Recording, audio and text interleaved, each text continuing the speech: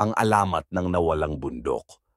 Noong unang panahon, sa isang maliit na nayon na napapaligiran ng malalawak na kagubatan at ilog, may isang napakatarik na bundok na tinatawag na Bundok Araya.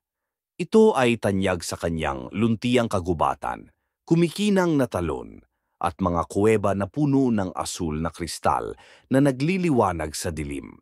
Pinaniniwalaan ng mga naninirahan na ito ay isang sagradong handog mula kay Bathala at ito ay binabantayan ng isang makapangyarihang espiritu na si Diwata Laya. Sa pinakapuso ng bundok, nakatago ang bato ng buhay, isang mahiwagang bato na pinaniniwalaang nagdadala ng balanse sa kalikasan. Habang ito ay nasa kanyang kinalalagyan, patuloy na umaagos ang ilog, lumalago ang pananim, at namumuhay ng payapa ang mga hayop. Ngunit ayon sa alamat, kapag ang bato ay tinanggal, ang buong bundok ay maglalaho. Isang araw, dumating sa nayon ang isang sakim na mandirigmang nagngangalang Dagok. Narinig niya ang tungkol sa mahiwagang bato at naniwala siyang kaya nitong bigyan siya ng walang hanggang kapangyarihan. Hindi niya pinansin ang babala ng matatanda at sa ilalim ng takip ng dilim, umakyat siya sa bundok Araya, maingat na nilalampasan ang mahimbing na natutulog na mga ibon at tahimik na kagubatan. Nang marating niya ang puso ng bundok, nakita niya ang bato ng buhay na kumikinang sa gitna ng isang banal na lawa. Agad niya itong kinuha at isinilid sa kanyang sisidlan. Sa sandaling lumayo ang bato sa kanyang kinalalagyan, lumindol ng malakas. Umalingaw-ngaw ang kulog sa langit, natuyo ang mga ilog at nalanta ang mga puno. Ang buong bundok ay yumanig na parang ito ay umiiyak sa sakit.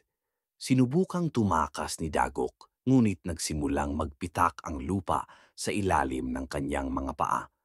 Humuni ang malakas na hangin at mula sa makapal na ulap ng hamog, lumitaw si Diwata Laya. Ang kanyang mga mata ay nagliliyab sa galit. Ikaw ay naging alipin ng iyong kasakiman. Pinahamak mo ang lupaing ito, sigaw niya. Napaluhod si Dagok, nagmamakaawang patawarin siya, ngunit huli na ang lahat.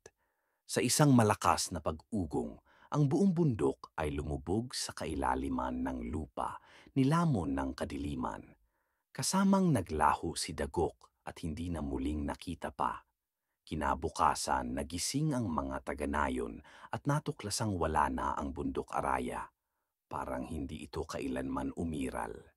Sa kinalalagyan nito, tanging isang malawak at tuyong lambak ang naiwan.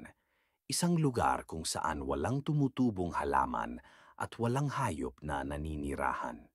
Hanggang ngayon, sinasabi ng matatanda na kung makikinig ka ng mabuti sa tahimik na gabi, maririnig mo ang mahihinang bulong ni Diwata Laya na sumasayaw sa hangin, nagbibigay ng babala sa sinumang lalapit.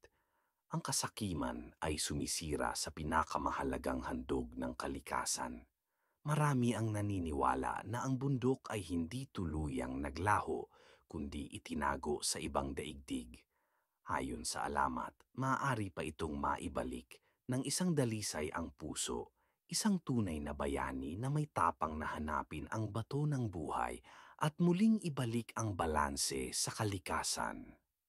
Ngunit, sino ang may lakas ng loob na gawin ito? Wakas o simula ng isang bagong pakikipagsapalaran?